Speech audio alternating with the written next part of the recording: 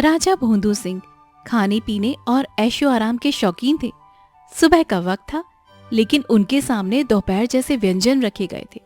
मंत्री टीकूराम हमेशा राजा की हर बात पर हाँ में हाँ मिलाता, क्योंकि उसका अपना पेट भी राजा के भरोसे ही पलता था। टीकूराम, ये खजाना भी अब मुझे छोटा लगने लगा है। महल में सोने चांदी के ढेर हैं, लेकिन फिर भी दिल अभी भरा नहीं। कुछ ऐसा चाहिए कि मेरा नाम पीढ़ी दर पीढ़ी याद रखा जाए। हुजूर, आपकी रसोई की खुशबू ही काफी है आपको याद रखने के लिए। लेकिन अगर सचमुच कुछ बड़ा करना चाहते हैं तो सोचिए, इतिहास में कैसे अमर हुआ जा सकता है। इतिहास में नाम तभी चमकेगा जब कोई अद्भुत काम करूंगा। खजाना तो हर राजा के पास होता है। तू कोई नया रास्ता बता। महाराज, अमरता की बात अगर करनी है तो तंत्र मंत्र का सहारा लेना होगा। सुना है कुछ बाबा लोग ऐसे उपाय जानते हैं। तंत्र मंत्र? अरे वो सब ढोंगी होता है, पर अगर सचमुच उससे मेरा नाम सदियों तक लिया जाए तो सुनने में हर्ज ही क्या है। इतना कहते ही दरबार के दरवाजे से एक लंबी दाढ़ी वाला बाबा भीतर आया। उसके कंधे पर रंग बिरंगी झोली थी, गले में नींबू मिर्ची की माला। महाराज, आपका मन पढ़ लिया मैंने। आपकी इच्छा बड़ी है और उसे पूरा करने की ताकत सिर्फ मेरे पास है। अच्छा बाबा, तो बताओ क्या करना होगा। राजन, अगर आप अपने पुत्र को बलि चढ़ा दें तो आपको ऐसा साम्राज्य मिलेगा जो कभी खत्म नहीं होगा।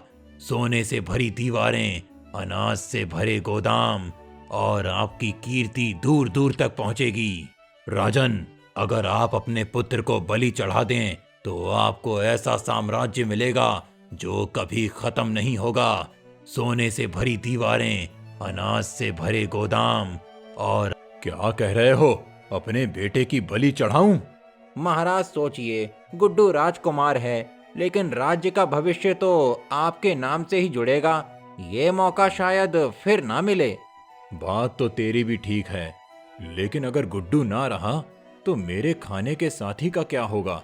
वो तो रोज मेरे साथ पूरी पराठा खाता है। इतनी देर में दरबार के पीछे से गुड्डू राजकुमार धीरे धीरे आए। साथ में गांव के भोला और गीता भी भीतर से झांकते हुए आए। पिताजी, मैं तो बस आया था, पर यहाँ ये बली बली की बातें क्यों हो रही हैं? बेटा, तुझे समझाना मुश्किल है। ये सब तेरा भला ही है। लेकिन मंत्री जी, महान तो वो होता है जो सबको बचाए, सबको खिलाए। किसी को बलि चढ़ाकर महानता मिलती है क्या? बाबा, सोचने का समय चाहिए। अपने बेटे की बलि देना आसान नहीं। राजन, लालच छोड़ने वाले इतिहास में कभी नहीं लिखे जाते। जो त्याग करता है वही अमर होता है। त्याग तो सही बात है, पर अगर त्याग ही करना है तो और भी तो रास्ते होंगे। पिताजी, मैं आपका बेटा हूँ। अगर आप चाहें तो मैं भूखों को खाना बांट सकता हूँ, खेल के मैदान बना सकता हूँ, पर बलि देना, ये तो समझ में नहीं आता। दरबार में सब चुप हो गए। राजा के मन में लालच और मोह के बीच खींचतान चल रही थी। मंत्री अपनी आदत के मुताबिक राजा को लालच की ओर खींच रहा था, जबकि गुड्डू मासूमियत से सच्चाई कह रहा था। और कोने में खड़े भोला और गीता सोच रहे थे कि आगे क्या करना है। तो क्या करना होगा? बाबा की झोली टटोलनी पड़ेगी क्या? इतनी आसानी से कुछ नहीं मिलेगा। बाबा चालाक है, उसके पीछे कई लोग खड़े रहते हैं।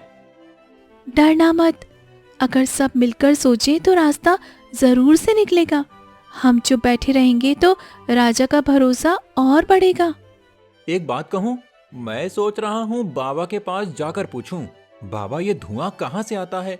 अगर सच में कोई ताकत होगी तो बताएगा, वरना चुप हो जाएगा। तेरी जुबान बहुत चलती है भोला, पर हिम्मत की भी जरूरत है। हम सब तेरे साथ रहेंगे। ठीक है, तो तय हुआ, हम गुड्डू को बचाएंगे और बाबा की सच्चाई सबके सामने लेकर आएंगे। गांव के चौपाल में हुई इस चर्चा ने लोगों के मन में नया साहस भर दिया। सबने निश्चय कर लिया था कि वे राजा की आंखों के सामने सच लाकर ही रहेंगे, चाहे जो भी जोखिम उठा।